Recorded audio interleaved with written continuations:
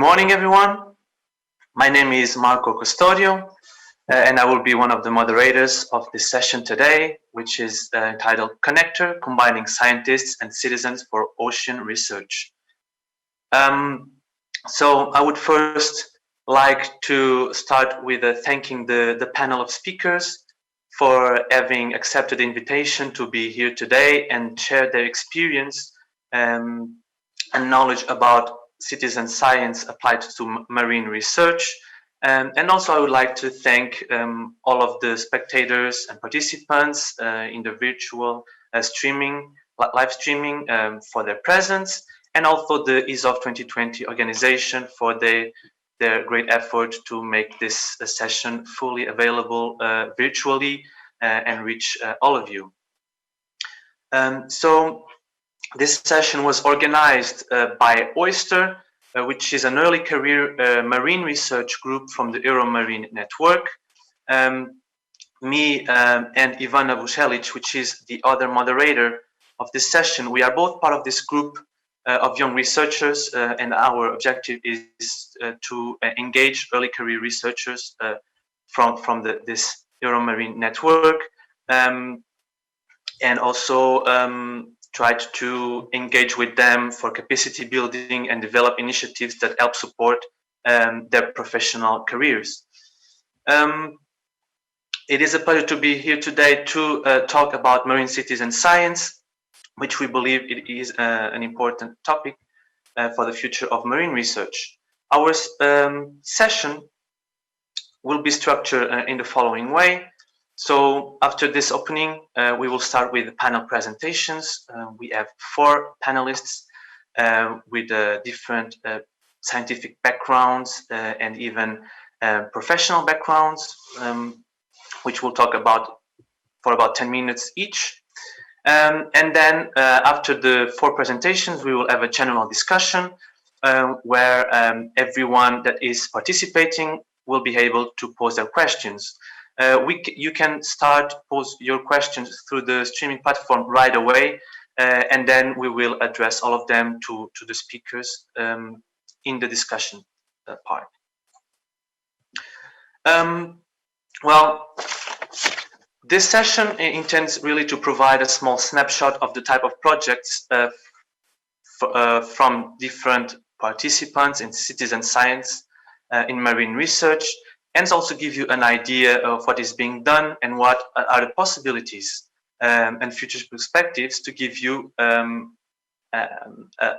broader look and help you navigate and choose how to employ citizen science approaches for your own research if you are a scientist or if you are a citizen. Also give you an idea on what type of projects you can participate and engage with. Just before we start the presentations from the panel, I would just give you some housekeeping rules for the speakers. Well, you will have to mute your microphone until you are speaking and keep your camera on during the whole session. And the public, you can submit your questions at any time right away, and then they will be used to guide the discussion in the second part of the session. Please do identify the members of the panel you wish to ask your question to, if it is specific to any one of them or one of the presentations. In the end, if your question was not addressed, please feel free to send us an email with your questions after the session to this email below, mfc@ua.pt, and we will answer and get back to you as soon as possible. So regarding the panel and presentation order, we will first start with Dr. Eva Turikia, with how marine citizen science may support the conservation of the Mediterranean and sea coastal habitats. Then the second speaker will be Dr. Ulisses Azeiteiro, with local ecological knowledge and fisheries, long-term data for anadromous species conservation. Then we'll follow with Carmen Melndez with the Vale Project.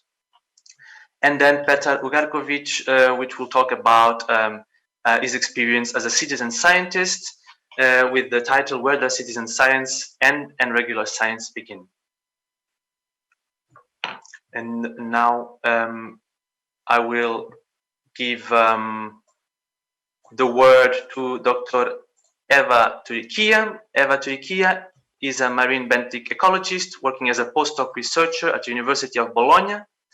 She's a regional coordinator of Reef Check Italia and is the executive board of the Italian Association of Scientific Divers.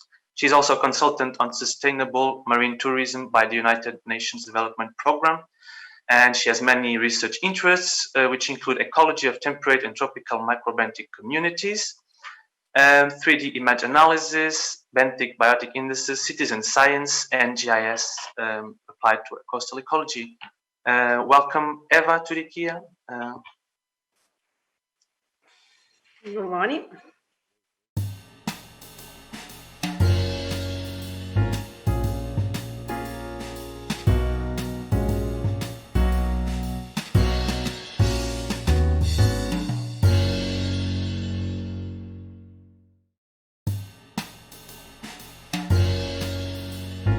Good morning, everyone, and thank you to be here.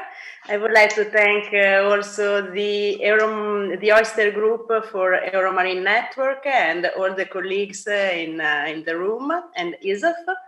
And today I will talk about how marine citizen science and their data may support the conservation of Mediterranean sea coastal habitats. And there are many different definitions for citizen science, but probably a good working one would be that citizen science is the involvement of amateur and non-professional scientists in making observation and collecting data.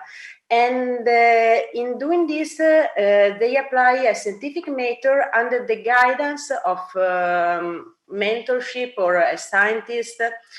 And the programs of citizen science have an educational and awareness purpose, but the main aim at the end is the environmental conservation.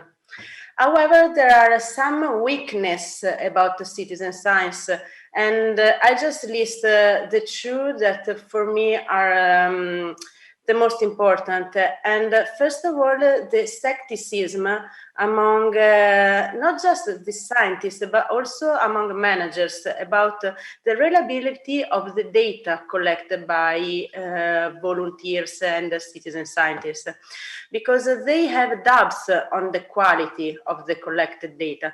And also another aspect are that the data collected by volunteers most of the time are used for a specific and local purpose and are largely unexploited for regional studies. This trend is changing right now, but for the past it was the regular pattern, in my opinion. And so, can the citizen science data support the conservation of the marine habitats?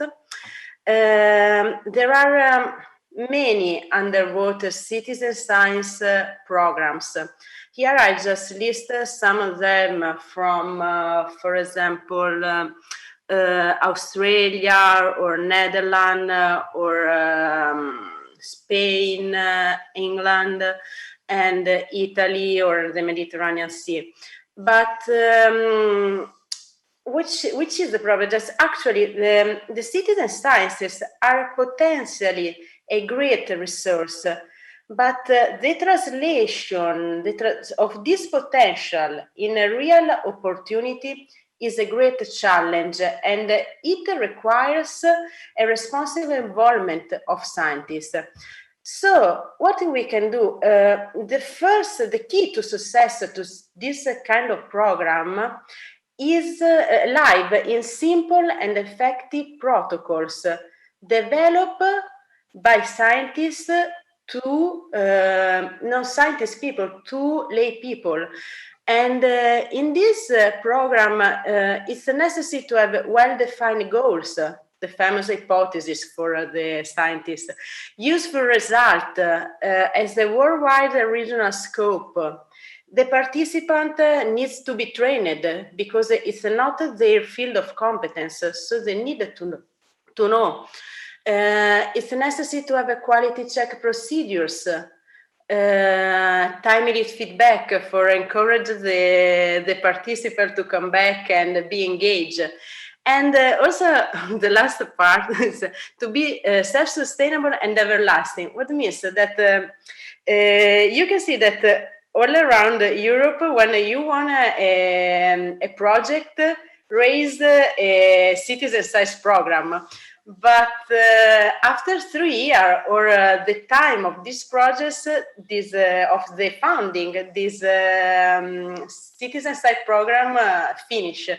And instead, this kind of program that involve where you involve citizens and volunteers need to be self-sustainable and continue over time, also after the founding finish. And there are among the most successful projects in the world, I can cite Coral Watch. This is a simple and focused protocol on a single aspect of coral reef health. And in particular, it is specific for worldwide coral bleaching monitoring. And it's born in Australia, and you can apply a plastic plate and develop and upload your data according to the specific instruction.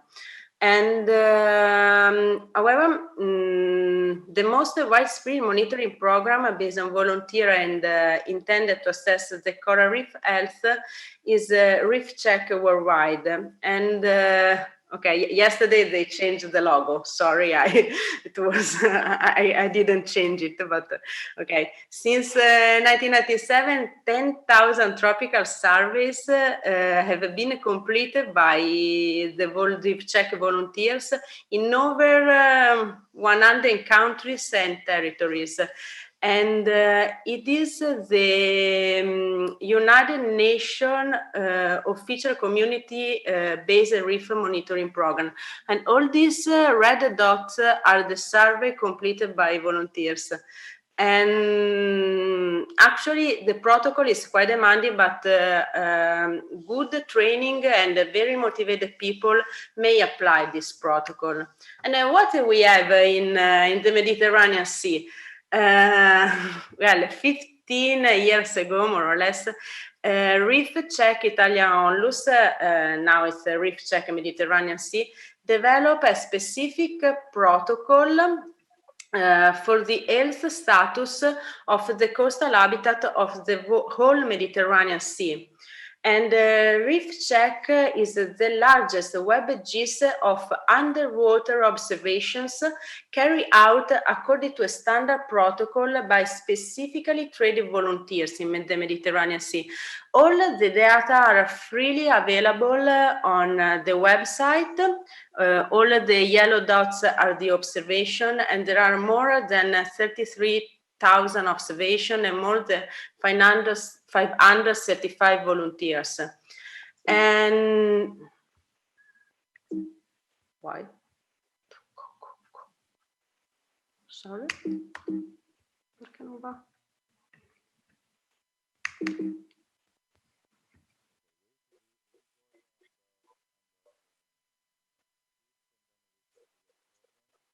Why it's broke? Why it's blocked?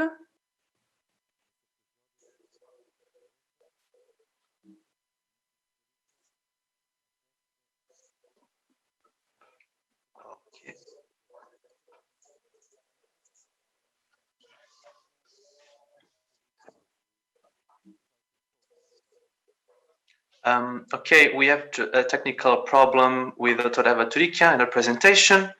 So we will move on with Ulisses Azeiteiro. Meanwhile, we will return then back to Dr. Eva. Dr. Ulisses Azeiteiro is a senior professor and coordinator of the Climate Change and Biodiversity Asset Unit from the Biology Department and senior researcher of the Center for Environmental and Marine Studies, both at University of Aveiro in Portugal. His main interests are the impacts of climate change in the marine environment and adaptation to climate change in the context of sustainable development, and he is the coordinator of a project called Co per Minho, which we will talk about today, which involves local community for the valorization of fishing resources of the Minho River. Dr. Ulisses Azeiteiro, welcome.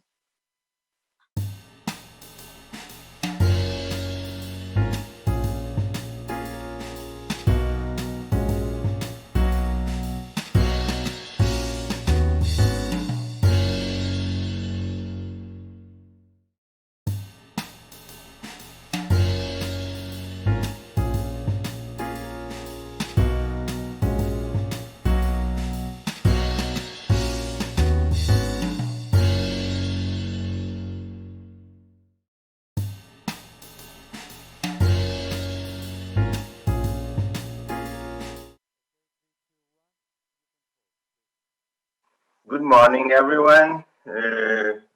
First of all, I must thank OYSTER and Marco for the support. And naturally, I thank ESOF for the initiative, and I give my compliments to all my colleagues that are talking today morning in Portugal. it's still night. I'm going to talk about local ecological knowledge and fisheries, and I'm going to explain my experience with a project within our most northern estuary, the Rio Minho estuary, which is also the border with Spain. The project is called Cooper Minho and is a project of valorization of the fishing production of the Minho River, and as a set of objectives, and one of the objectives is the conservation of the migratory fish species. These migratory fish species are species that spend the life cycle in two different environments. They live a certain time in the sea, and then they complete their life cycle in the river. We call these ones the anadromous species, like eel, like lamprey, like salmon, and there are other species, other migratory species that start their life cycle in the rivers and then go to the ocean. And I must do a correction. Those ones are catadromous species, and the example is the eel. Sorry. So this project has several components. A component of ecology. We started the project in 2018, and the project is finishing in the end of this month. It's finished with a large meeting, but I'm talking about it later. One of the first objectives was developed by my team, and was the analyzing the long-term fisheries data set that the maritime authorities have. We have access to almost a century of data from landing of these species. And with this data, almost 100 years, we started to understand population ecology, abundances, reproduction status, and so on. And we established, and is at the moment the paper is submitted, we know at this moment all about some of these species, namely the lamprey, Petromyzon marinus. Why study this species? We are talking, as you can see in the figure, we are talking of small communities, small local communities of fishermen. And the incoming for these families from large centuries ago came from the fishing of these species that they sell to the restaurants. Lamprey enters the estuary in the winter, starts to enter in December, and they fish lamprey starting in December to May, and they sell it. So these local fisheries in Caminha, in Seixas, in Lanhelas, in Vila Nova de Cerveira, depend economically from the fishing.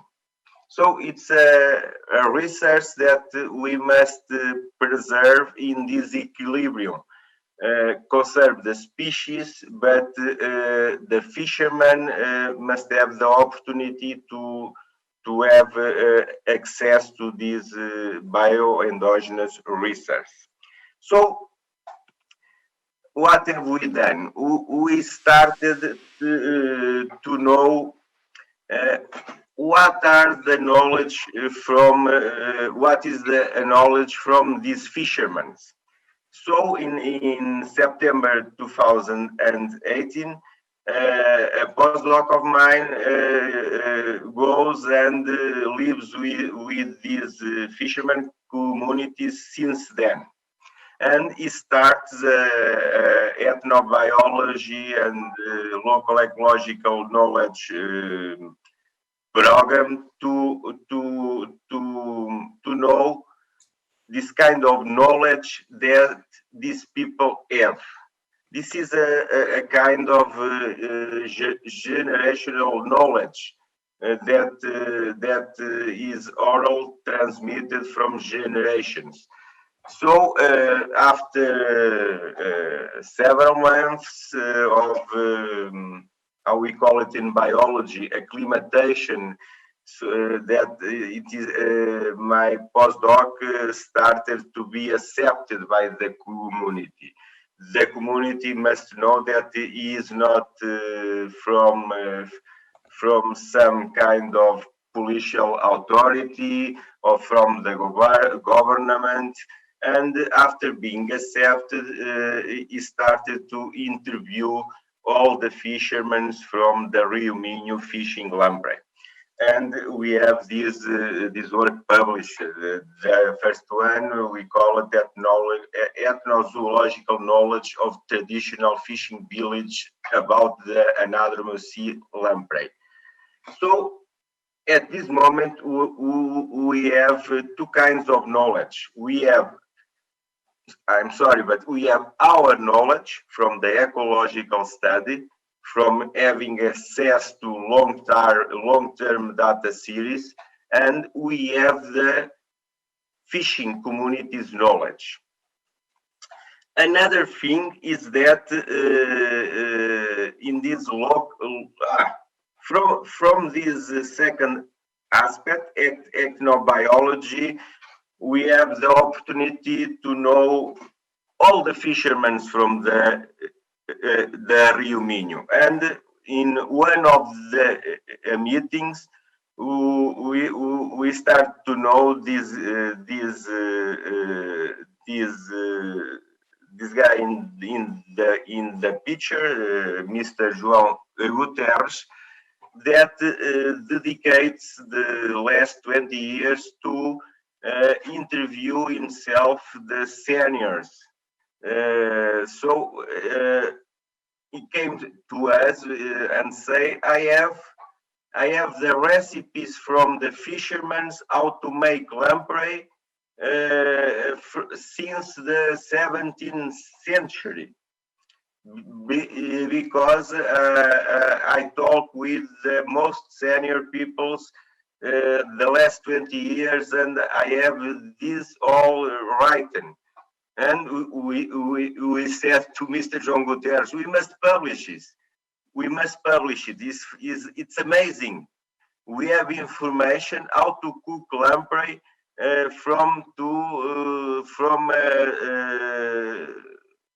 the 18th century. That we do no more use it, but it's a kind of information that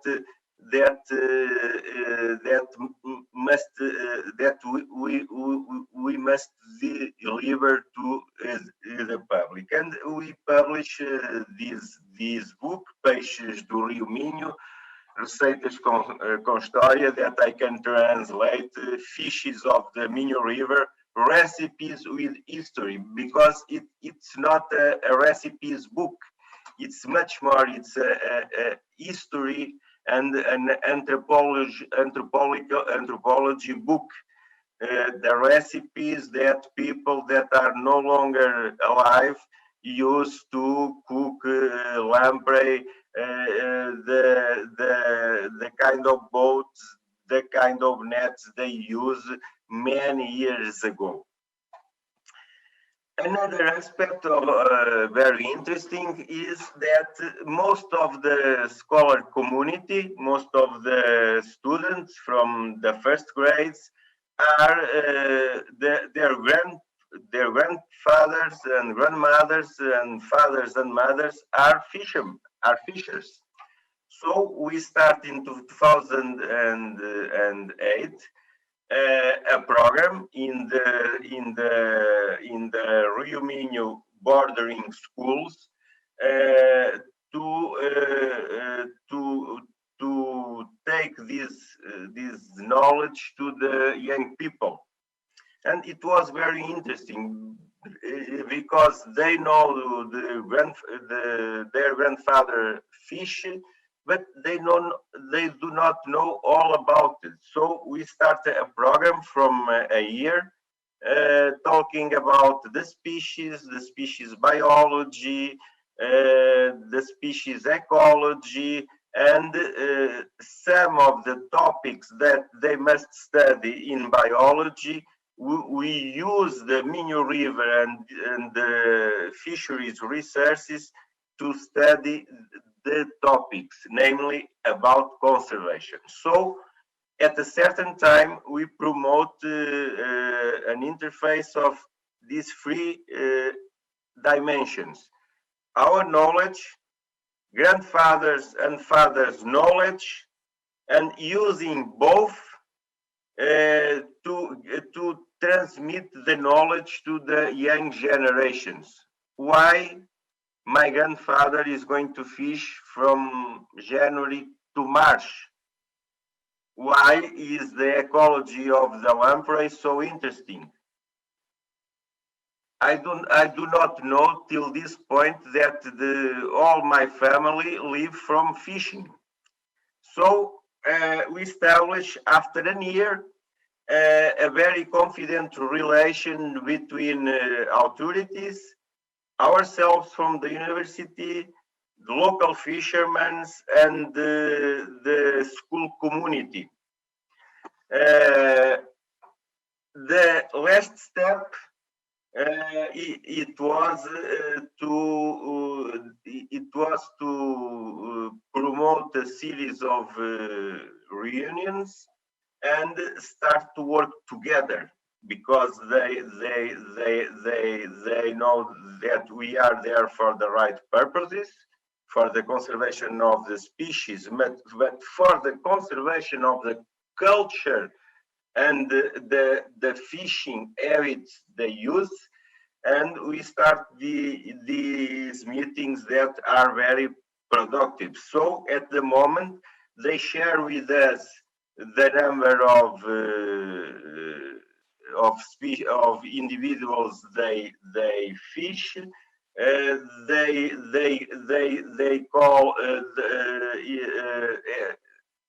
when it is a problem with authorities, with some project from the authorities to be discussed, they call us, and they are working with us.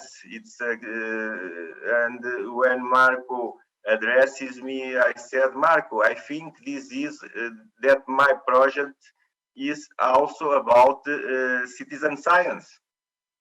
because we reach a point where we are working all together, scientists, fishermen, and school community.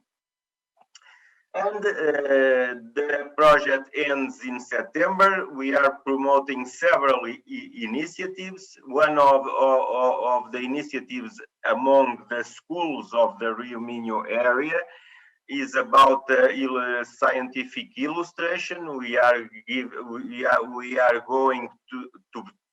going to prize the best illustrations about the river, about the species, about the boats, about the locals they fish. And we are gathering in this symposium that is taking place from the 25 to the 26 in Vila Nova de Cerveira, one of the fishing communities, where we are going to have sessions together, mixing together with scientists talking and fishermen talking, and promoting this kind of mini workshops where we are all sharing our project to the local community. These are some of the photos from the book of Mr. João Guterres. These are photos of fishermen from a century ago fishing the alosa, and this one fishing the lamprey. So what I wanted to tell about is I hope right, and I hope you have you join my appreciation. At the end, I think we have without establishing it at the beginning, Cooper Minho was also a project from ocean literacy and citizen science, namely from the ethnobiology perspective, namely from the local ecological knowledge perspective.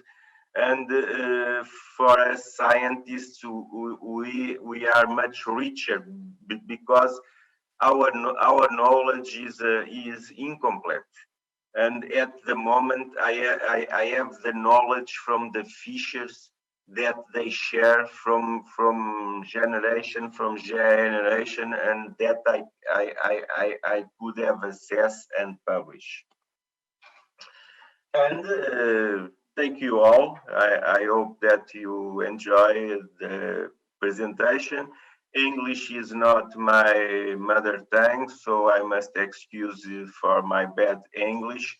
And it was a pleasure to share some of my work with you all. Thank you.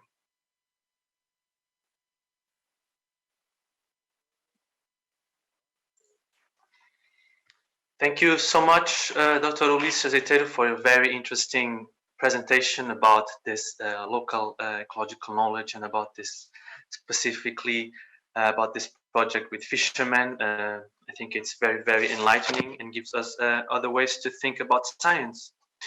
So now we will go back to Dr. Eva Turikia so that she can finish her presentation. The technical issue is solved. Please do send your questions through the streaming platform as of now to Dr. Ulis and Eva if you have any questions. Thank you. Dr. Eva.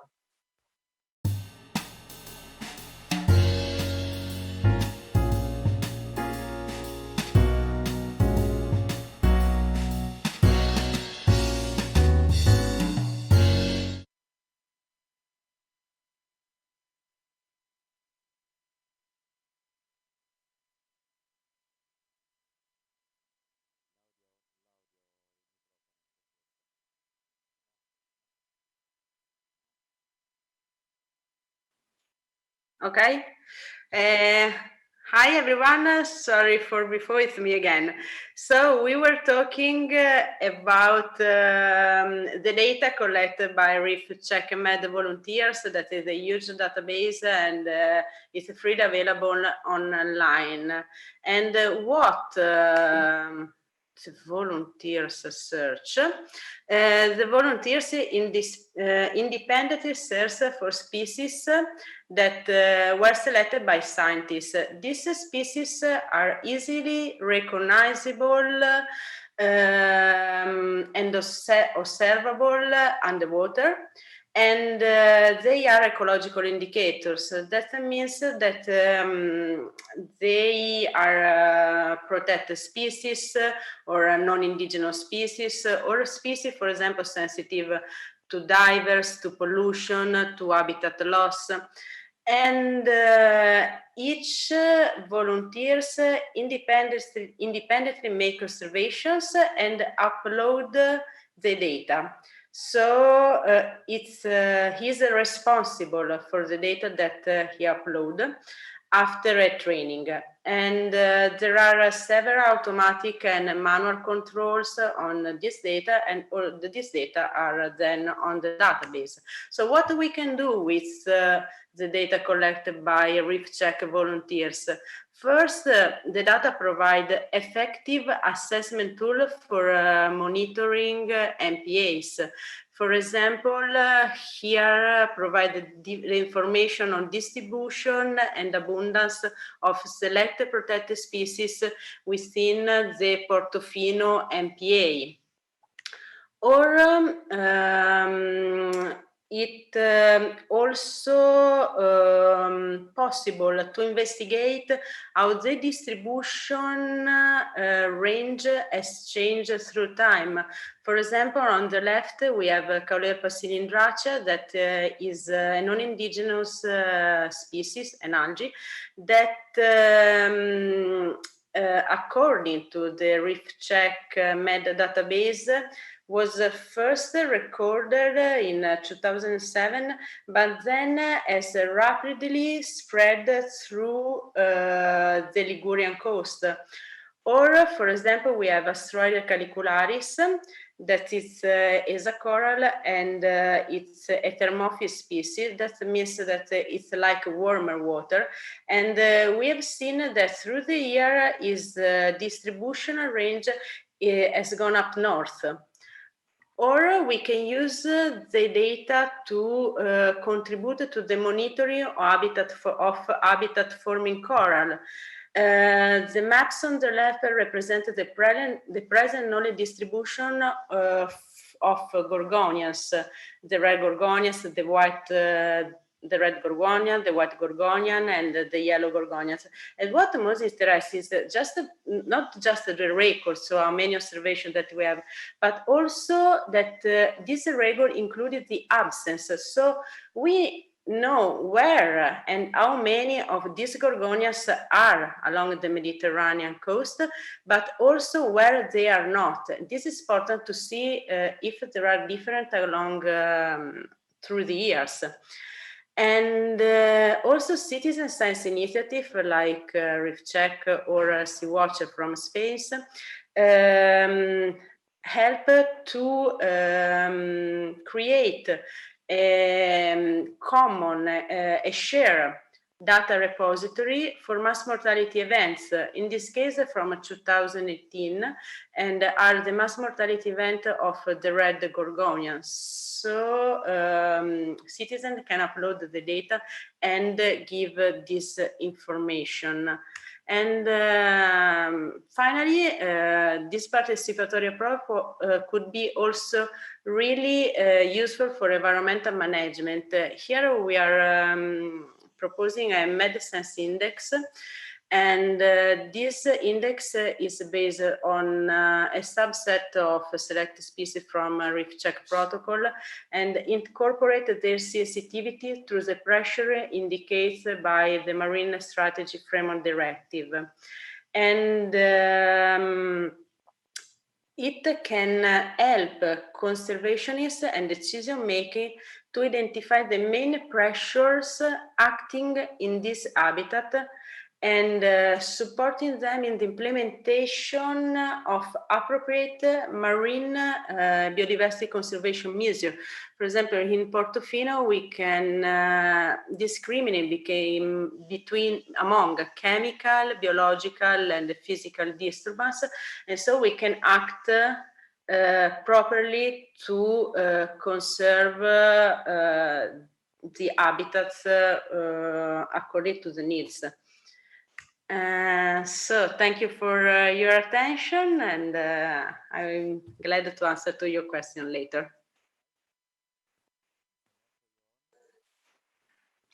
Thank you so much, Dr. Eva Turikia, for a very interesting presentation about the power of the numbers to really understand the corals distribution and how they change with time.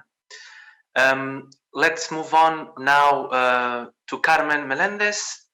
Carmen is an oceanographer specialized in marine environment and chemical oceanography by the University of Cadiz in Spain.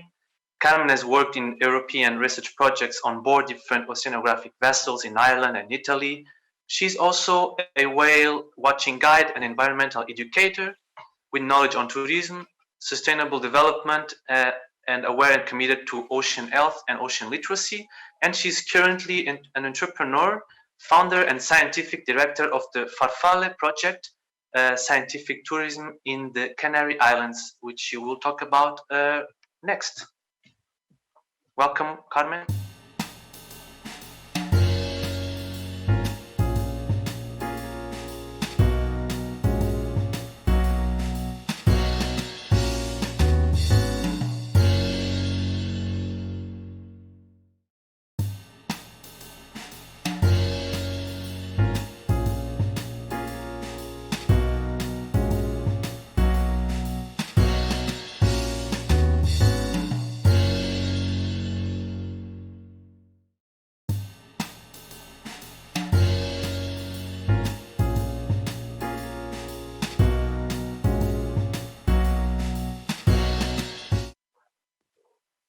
So thanks, Marco and OYSTER. Good morning, everybody, and welcome on board for Vale Project.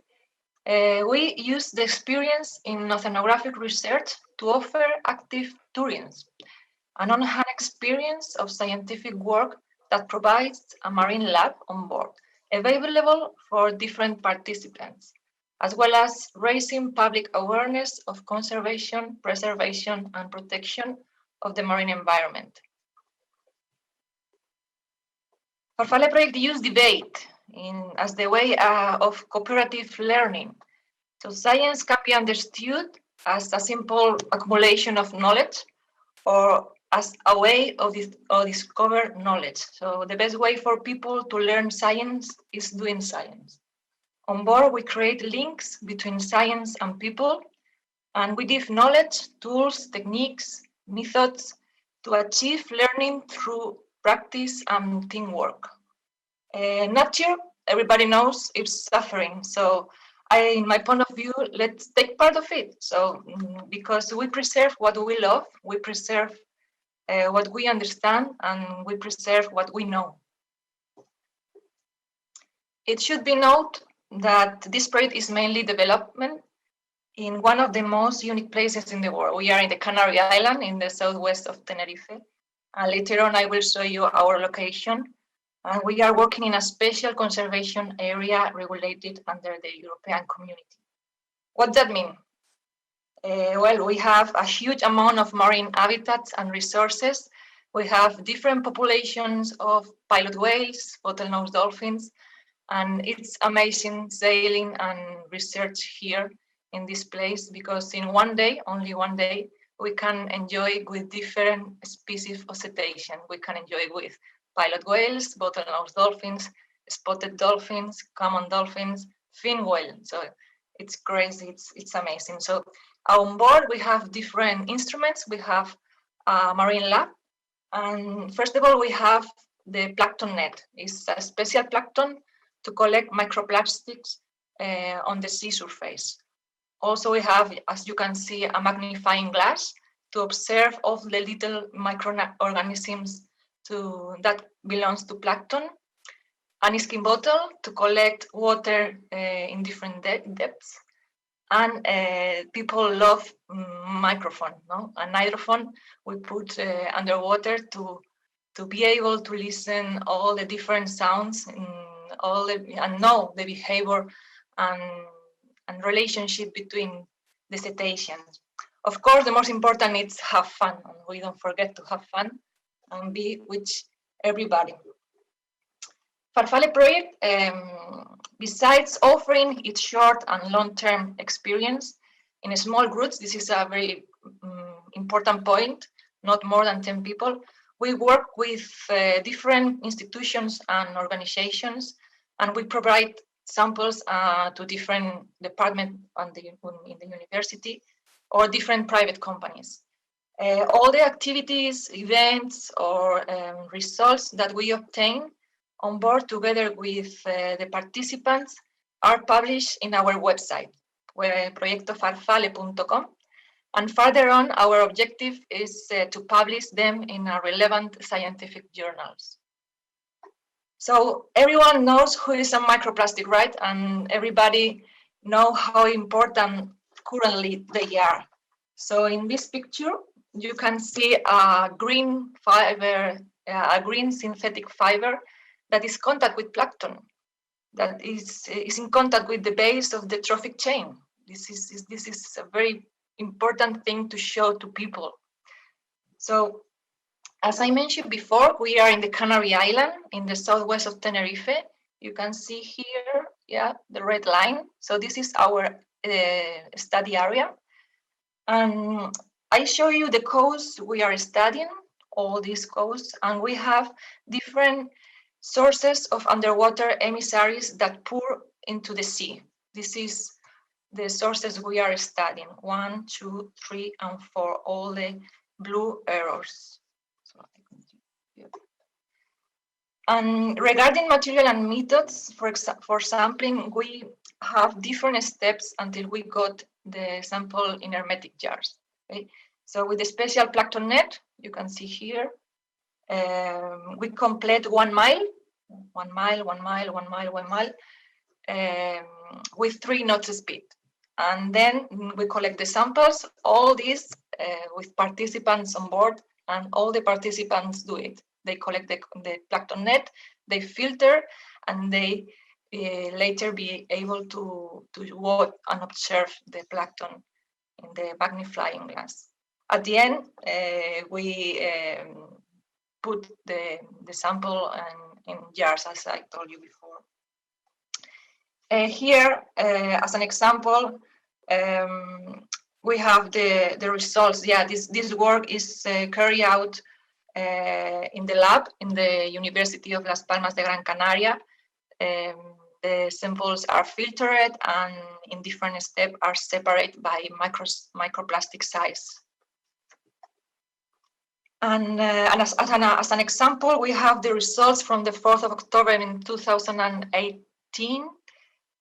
With a simple calculation at the end, we highlighted the number of each types of microplastic fragments, pellets, fibers, films, limes, and another type.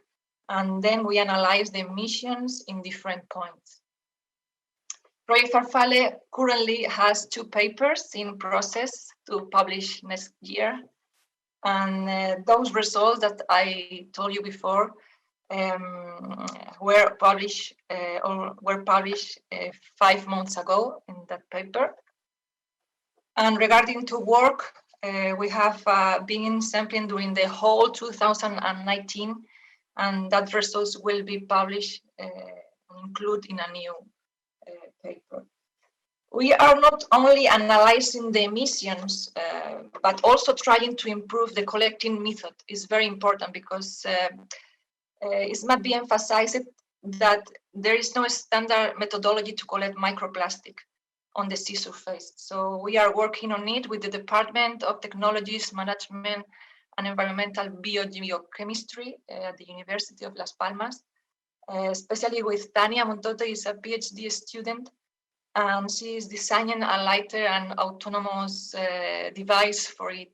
So we will compare these methodologies with the plankton net and with her device and results, and we expect to publish another article.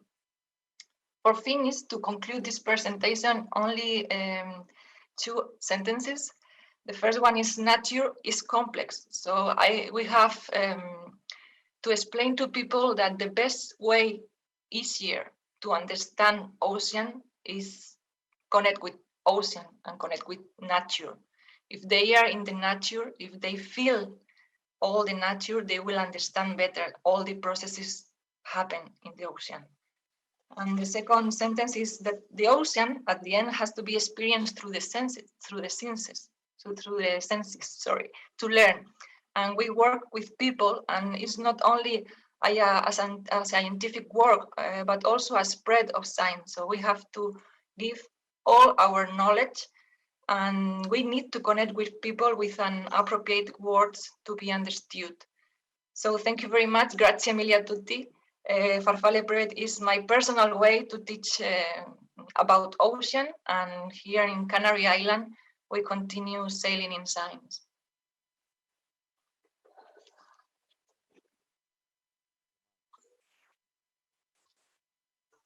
Thank you so much, Carmen, for your very, very enlightening presentation and for sharing your experience. I think your work is very important. It's a different perspective from a different project, which is not really from an academic world, but it is from the private sector, and the private sector is very also important to bring citizen science and really to make this bridge to give also the tools for citizen science to be developed. Thank you so much. You're welcome. Now I will bring you Petar Ugarkovic. Petar is a citizen scientist. He describes himself as a science enthusiast who has been actively collaborating in marine research projects with the Croatian Institute of Oceanography and Fisheries, and has co-authored several publications. He has an academic background in economics. He works as a freelance private tour guide and owns a popular website in Croatia about spearfishing and diving. As a panelist, he will represent the citizen side and share his personal experience in participating in citizen science. Welcome, Petar Ugarkovic. You have the word. Okay.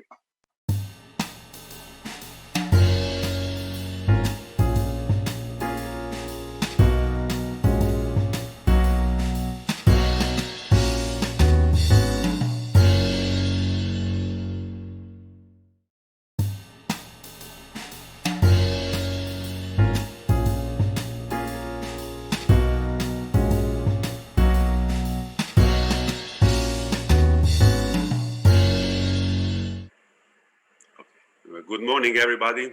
My name is Piro, and I'm a citizen, as I was introduced. It says here I'm a volunteer associate, which is another word for citizen scientist. So I was never paid to do science. I just do it for my enthusiastic reasons, and I did it.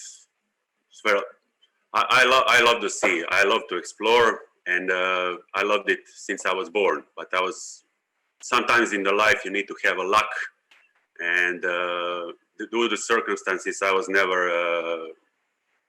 able to go to school to be a marine biologist. I had to do another career. But since I was a child, this was one of the first memories I had. These 2 fish, maybe when I was 3 years old or 4.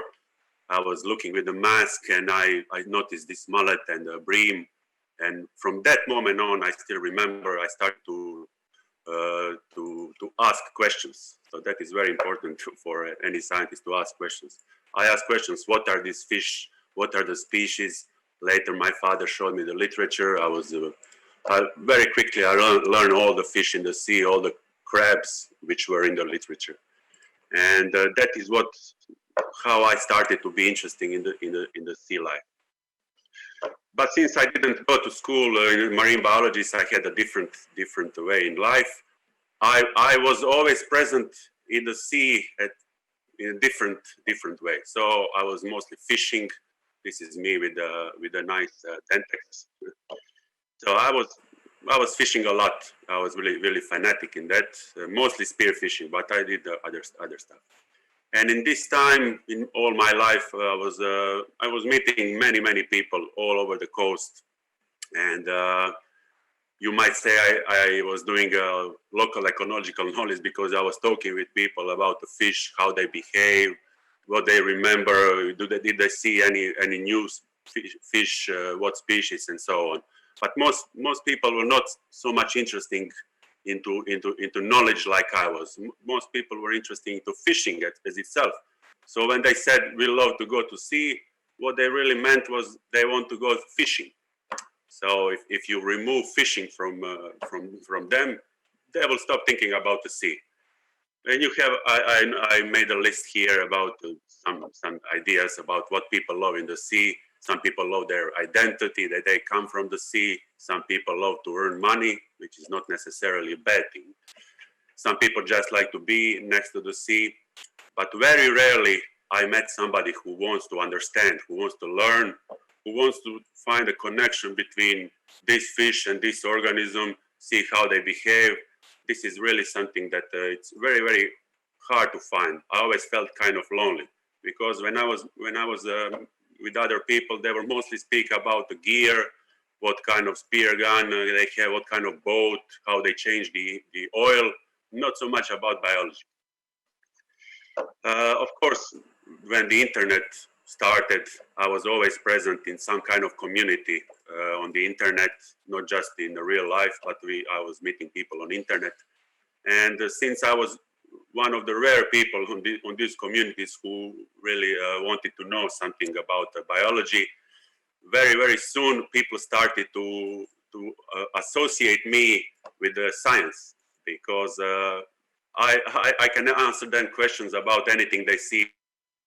They will see some kind of fish or something, and they started to attribute me as a scientist. So if you ask many people in Croatia about me, they will tell you that I'm a scientist, which is of course not true.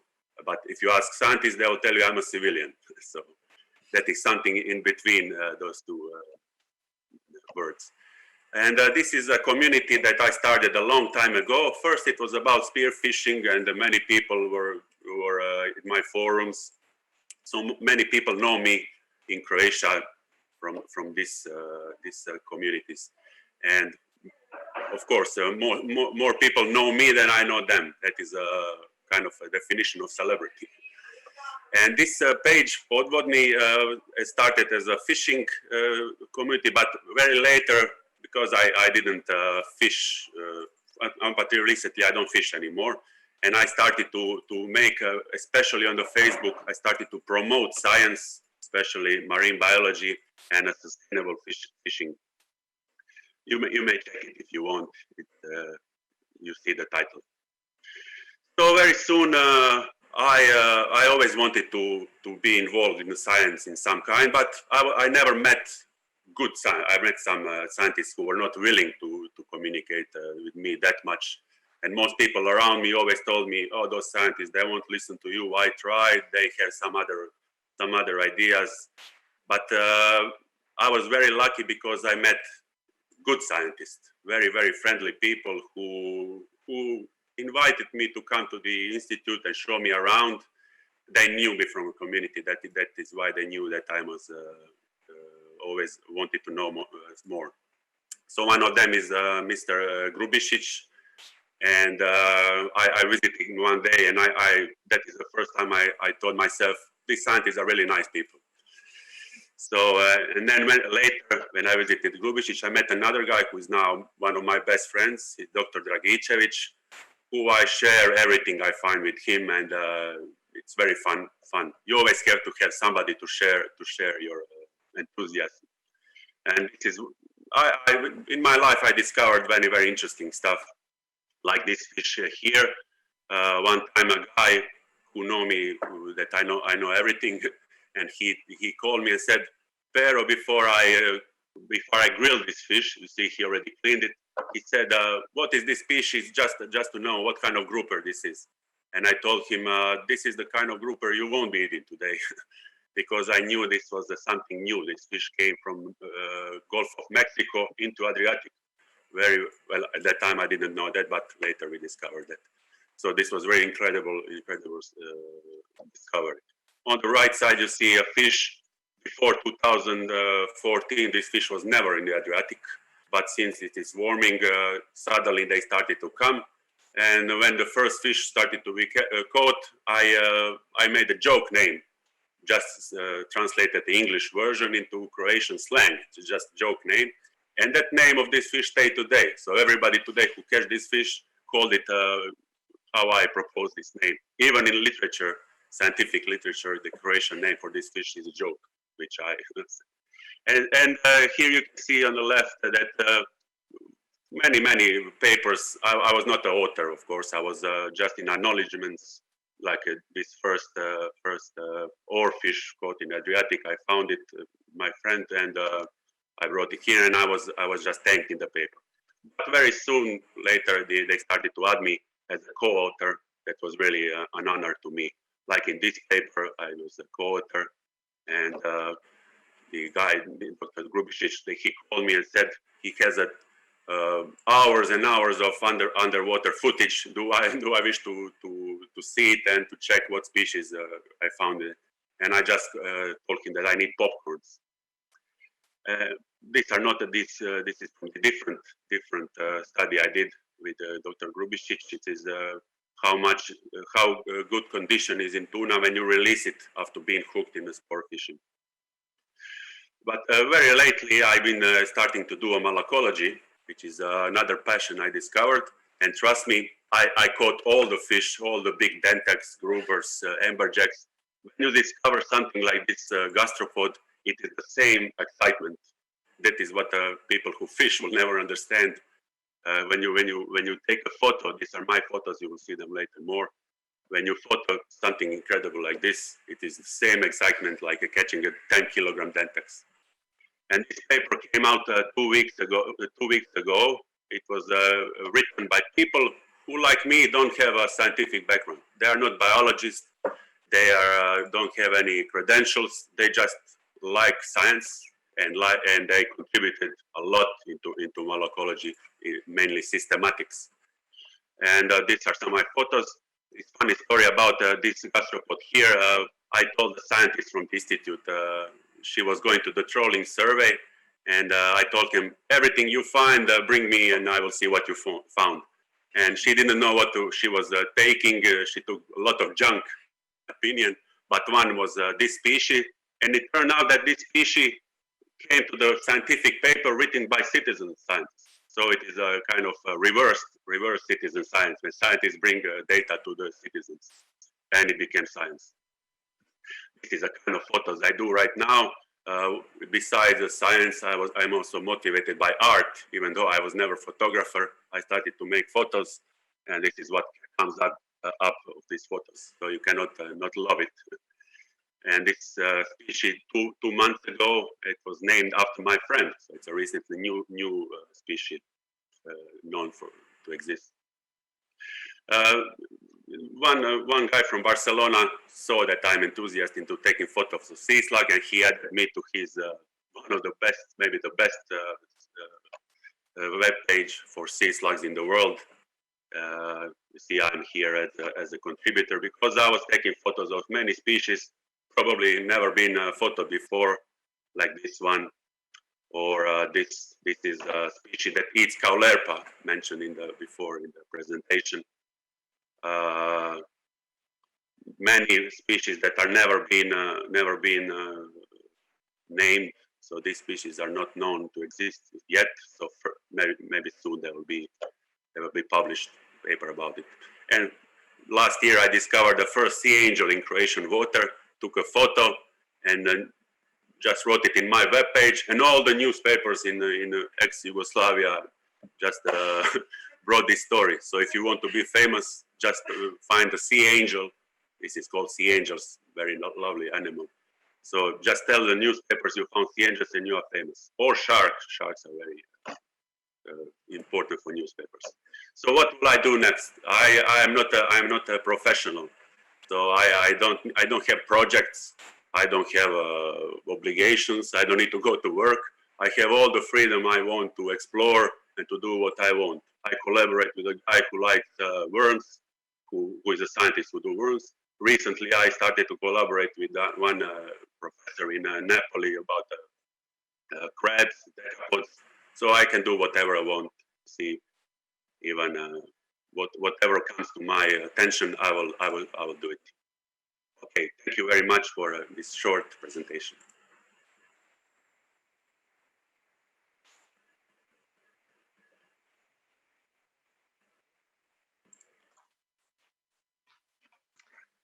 Thank you so much, Piro, for sharing your experience as a citizen scientist.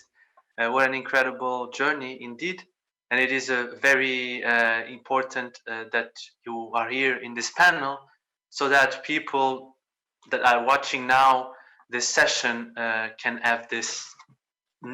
know that it is possible for anyone that don't have an academic background participate in science. You just have to find the right people and find the right resources on the internet, and you can be part of this conversation too. So now we will continue our conversation about marine citizen science with discussion and Q&A. You can continue there at home to send your questions through the streaming platform, and hopefully we can address them all in the remaining time that we have. So without further ado, I will pass the word to my colleague Ivana, and she will ask all your questions in your behalf to the panel. Hello, everyone. I would like to thank again all the speakers for their very engaging presentations. I think it was a really comprehensive approach to citizen science today, because we really got to see how it looks from the scientist and from the citizen perspective, and also to see how wide this area of citizen science is, and that no source of knowledge can be overlooked. So it is really important to allow people to engage in science, and I'm a strong believer in open science. So I would like to ask the first question to Dr. Turicchia. I will ask one question to each speaker in order, and we will see how much time we have for rotating like this. So Dr. Turicchia gave us a very nice overview of the research she conducts in marine area in Mediterranean. And I would like to ask her what were the most difficult parts of the implementation of these research in citizen science that she conducted in the Mediterranean. Thank you, Vanna. Okay, I think the most difficult part in a citizen science project is the engagement, an engagement through time. Because at the beginning, most of the volunteers are really excited about knowing and be scientists. But in the long run, it's really difficult to and their involvement through time. I think that this is the hardest part. And as Reef Check, what we try to do is mainly to use a social network, a website, and to give a scholarship to attend the courses, both in tropical area and in the Mediterranean, and sometimes to give some gadgets and be present every time that we can in a citizen science initiative and events. Thank you. Thank you. Yeah, so the next question will be to Dr. Azeteiro, who gave us a very comprehensive overview of including fishermen in their research and collecting traditional ecological knowledge. And the question to Dr. Azeteiro is how can traditional ecological knowledge be used to improve research? I'm going to answer you in two dimensions. I took my PhD in marine biology. Everyone who works in marine biology knows that to pay for a ship using for an hour or for a day is a huge amount of money. So we cannot have our team everywhere, every time collecting. But in some places like estuaries, there is always someone collecting. Fishermen are collecting. They are fishing. And if we have a truly honest relationship, they tell us, okay, today we fish 7 specimens with this weight, with this length, and so on. So it's very important this kind of data that triangulated with our own data, we can have data all the time without needing to have a PhD with a grant or a postdoc paid in the collecting for us. The second dimension is that for conservation purposes, people only conserve if they feel respected. You cannot impose rules to this kind of local fishermen that they were not involved in the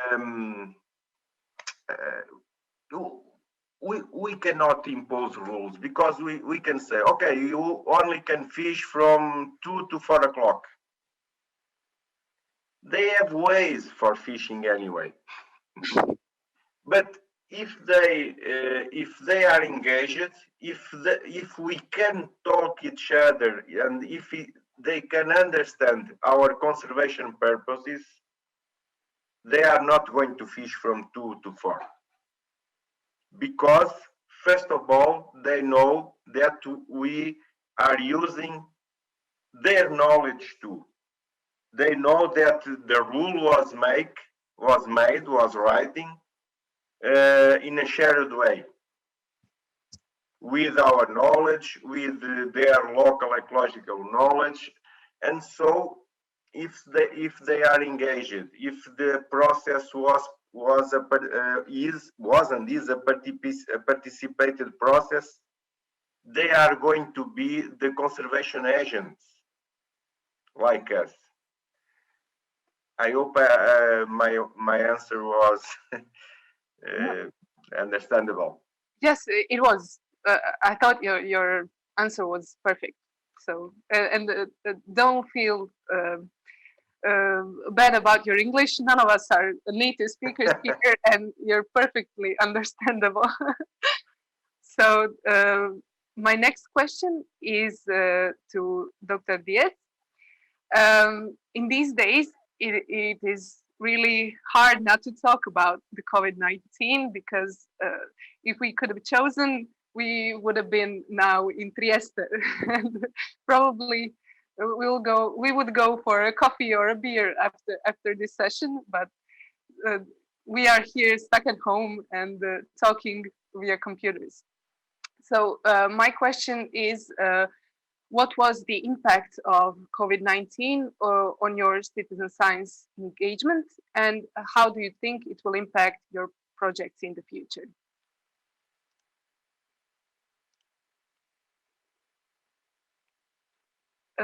this is for Carmen, the question. No, it's fine. Yeah. I think everybody is suffering this COVID crisis, and we have to concern about it. No, I think the problem we have right now is a problem of us. If we don't know to have a relationship between each other, we don't have a relationship with the nature. This is the big problem, I think. And in my case, my activity is active tourism, is scientific tourism here in here in Canary Islands. So tourism right now is going down, and it's very difficult to get people, no? and to get clients to came here. So if anybody wants to come, it was a pleasure for me. We have all the social networks, all the website, and you can follow me in the internet. But yeah, we have to be strong. Everybody have to be strong and be very conscious that this is a very moment, that a very important moment that everybody is waiting what is happening in the future. But we have to be strong. That as I told you, science have to be is the knowledge we have to give knowledge to society, and the best way I think it's the people have experience in the nature and in the ocean. It's like Darwin or Alexander von Humboldt, for example. They were naturalists, and they did a lot of expeditions around the world, and they need to watch what is happening, and when you watch, you can learn. So this is the point. If we give our knowledge, and if we and if society learn about what is happening, we maybe can change our way. But we have to be strong and be and work a lot. I think that I hope everybody hope understand me, and I hope understand your answer your question. Yes, you did, and you're perfectly understandable as well. I really liked your message, both now and at the end of your presentation. I think that's a really important message, especially in these hard times. Because when I am on board, this is also we have to say that when we are to the mountain, when we are going to the mountain, it's easy. No? We are legs to walk, and it's easy to arrive there. But when we are in the ocean, we need a boat.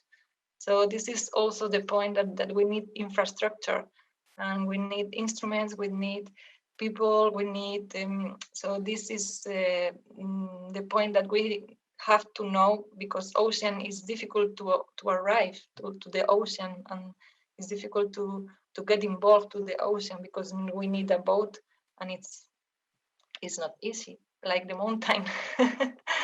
That's true, yeah, and it's the reason why exactly. Marine for that reason, ocean is sometimes difficult to understand, because it's not possible to see and to watch what is happening in the middle of the ocean, in the Atlantic Ocean. No, so we have to give the opportunity to society knows the ocean. Yeah, I think I completely agree with that. Yeah. And I visited the Canarias, and I saw, and I saw Angelote when I was diving there. So it's like a memory that I cherish. Yeah. So I hope to come back. Yeah, this point is wonderful. It's amazing. It's about speaking about oceanography. We have a lot of resources, a lot of habitats. It's wonderful, and you can every day. It's a new day, and it's a special day. So it's wonderful to sail, and it's wonderful to research. No, this is my point. So thank you, Carmen. And my next question is for Piro. And he's actually sitting right here next to me. You can't really see it. I've known Piro for quite some time now, and he's really very knowledgeable, and I'm really honored to have met him, and hopefully we will get a chance to collaborate soon, because we have a project proposal that's in the process of evaluation now. And what I'm really happy is that we got to see like a really unique perspective from science enthusiasts today, because Piro is really like, he's the PhD of the citizens. He knows so much, and people really do come to him to for information, for knowledge, and a lot of scientists too. So I really think that people should appreciate all the knowledge and all the sources of knowledge. And sometimes some scientists do have strong egos, and I can understand that for some people it is maybe they feel threatened when someone that didn't finish the same schools they did has so much knowledge about these things. So my question for Piro is, what would you like to say to scientists out there listening? Yes.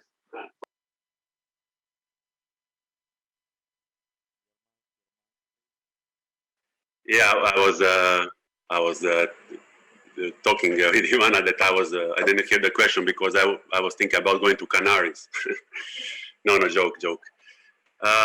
So what the scientists will, that is, first you have people with the different characters from the beginning, and you cannot convince them to behave differently. As you said, there are many scientists who have big egos, and they just want their ego to be on the right spot, and it's very, very hard to approach them. Those scientists already know how to interact with people, and they can only interact with people who see them as an authority, really authoritarian citizens. But most citizens would appreciate if they see that scientists are very friendly people, hardworking people who are not there to make some policies. Many people think that scientists are doing policies, which is really wrong to think.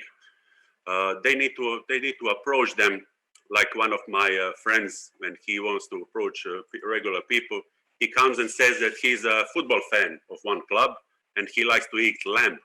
So people, they were expecting somebody with a tie and somebody who is higher than they are, but he just introduced himself as a normal guy. So they just start talking. They start to interact. They talk not all about. So scientists need to listen with the fishermen. It's not the same discussion with the different scientists, and that is very hard when you know one thing and you come now to approach to somebody who have a different perspective of knowing the same topic. So people who are at the sea, they know a lot of stuff that scientists don't know, and scientists just need to listen to them, not to talk with them from some higher perspective and talk about scientific method, talk about skepticism, because they don't know what that is. They just need to acknowledge that information, and they need to say, yes, you are correct, you are right. I didn't know that. Really, I'm amazed of how much you know. Thank you very much. I will add you. I will thank you when my work is finished, and I will buy you a beer if necessary. You know, this kind of interaction. So that is very important when you interact with the people, not just in this citizen science projects, but everyday life. You need to show equality with everybody you talk to. Is that a good answer? Yes, thank you, Piro. So we have just under 5 minutes left. So I believe there's time for one more question to Dr. Turikia. And I want to ask her about the quality of the data she collects in her research. Is it hard to separate the good quality data from the bad, and how does the process look from her side? It's a really hard question. And yes, first of all, we have intense training for the volunteers. So they learn first how to recognize the species during a class and why they are important to identify. Then we go underwater with them, because when you look at the picture, sometimes it's different for what you see underwater. So we go dive with them and we show them the different species that they are in the protocol. Then we have automatic procedure. Like, for example, if they can upload the data both on the website and with an app. But this automatic procedure, maybe if they change the minimum and maximum depth of the record, so it's an automatic procedure to identify some errors, or maybe if they put, for example, red color in sandy reef or sandy bottom, so some alarms. And yeah, but the manual procedure are the most time consuming, and mainly they are focused on geographic position of the data, because it's a really I think it's difficult to put the data in with right longitude and latitude, and sometimes the data are like on Mars, not just on the ground, but really on Mars. And so you have to check if you can put the data right, because they can write also the name of the dive site and the province and state and so on, but sometimes it's not possible. So now we are taking really care of this aspect, because it's the most pressing about our data. And just 1 second, I would like to thank all the panelists, and they give a really good information and enthusiasm.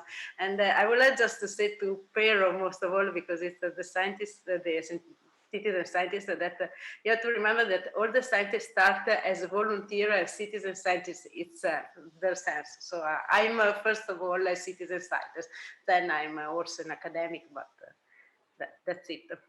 Thank you. Thank you so much, Eva, for your nice answer. And I would like to give the last minute to Marco to close up the session.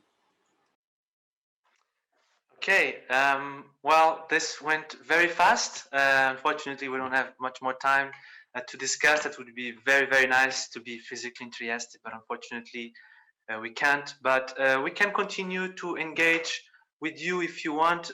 You can connect with OYSTER through our Twitter account, for example. You can send more questions directly to me, and I can then send them to the speakers through mfc@ua.pt. It's been a pleasure to moderate this session jointly with Ivana and be among such a diverse panel of speakers. And I hope the session was interesting and informative to all the virtual participants. And we hope it inspired you to engage in citizen science and help advance marine research. Thank you very much.